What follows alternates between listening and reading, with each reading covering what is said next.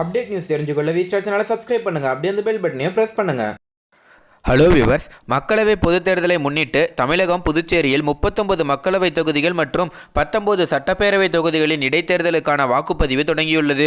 தமிழகத்தில் 8293 பதற்றமான வாக்குச்சாவடிகளில் கூடுதல் பாதுகாப்பு ஏற்பாடுகள் செய்யப்பட்டுள்ளது. சேலம் மாவட்டம் எடப்பாடி அடுத்த சிலுவம்பாளையம் அரசு ஊராட்சி ஒன்றிய தொடக்கப்பள்ளியில் அமைக்கப்பட்டிருந்த வாக்குச்சாவடி மையத்தில் தமிழக முதல்வர் எடப்பாடி கே பழனிசாமி வாக்குப்பதிவு செய்தார்.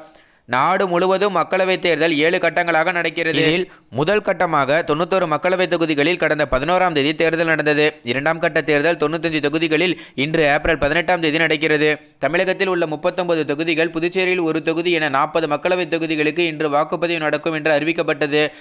ஆனால் வேலூரில் பார்த்தீங்கன்னா திடீர்னு அந்த தேர்தலை ரத்து பண்ணதுனால 39 தொகுதியில் தான் வாக்குப்பதிவு நடக்க போகுது.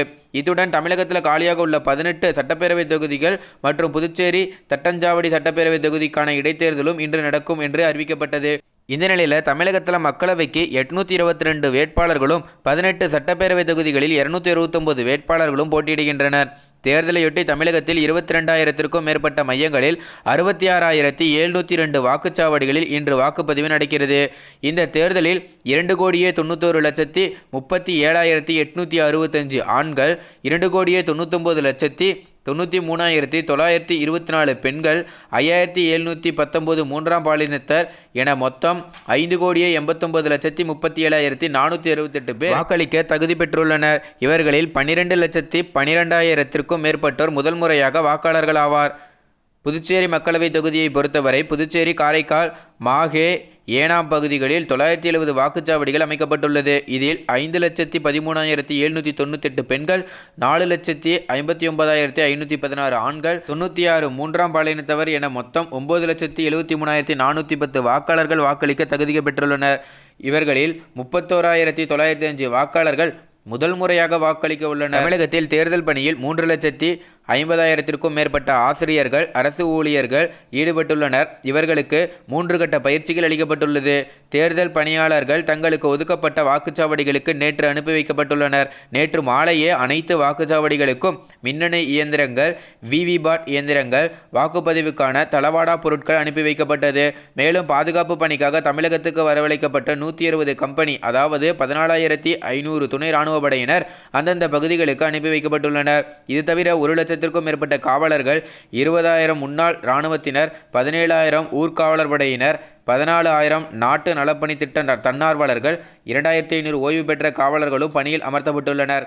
தமிழகத்தில் 8,293 வாக்குச்சாவடிகள் பதற்றமானவையாக கண்டறியப்பட்டு அங்கு கூடுதல் பாதுகாப்பு ஏற்பாடுகள் செய்யப்பட்டுள்ளது. அதேபோல் புதுச்சேரியில் 4,433 பேர் வாக்குச்சாவடி அதிகாரிகள் மற்றும் அலுவலர்களாக நியமிக்கப்பட்டுள்ளனர். பாதுகாப்பு பணியில் 1,850 காவலர்களும் அவர்களுக்கு உதவியாக 1000 துணை இராணுவ படையினரும் வரவழைக்கப்பட்டுள்ளனர்.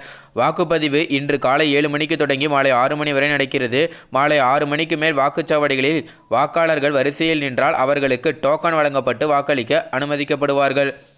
மதுரையில் நடைபெறும் சித்திரை திருவிழாவை முன்னிட்டு மதுரை மக்களவை தொகுதியில் மட்டும் இரவு 8 மணி வரை வாக்குப்பதிவுக்கு ஆணையம் அனுமதி அளித்துள்ளது. அங்கு 8 மணிக்கு மேல் வரிசையில் நிற்கும் வாக்காளர்களுக்கு டோக்கன் வழங்கப்பட்டு வாக்களிக்க அனுமதிக்கப்படுவார்கள் என்று தமிழக தலைமை தேர்தல் அதிகாரி சத்யபிரதா சாஹூ தெரிவித்துள்ளார்.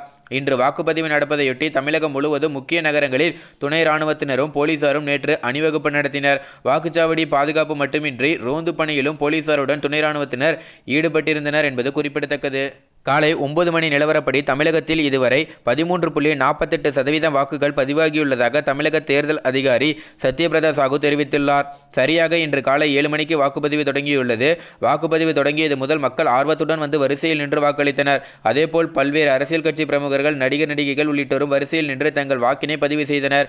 இருப்பினும் தமிழகத்தின் பல்வேறு பகுதிகளில் வாக்குப்பதிவு எந்திரங்கள் பழுதானதால் வாக்களிக்க முடியாமல் வாக்காளர்கள் நீண்ட நேரம் வரிசையில் காத்திருந்தனர்.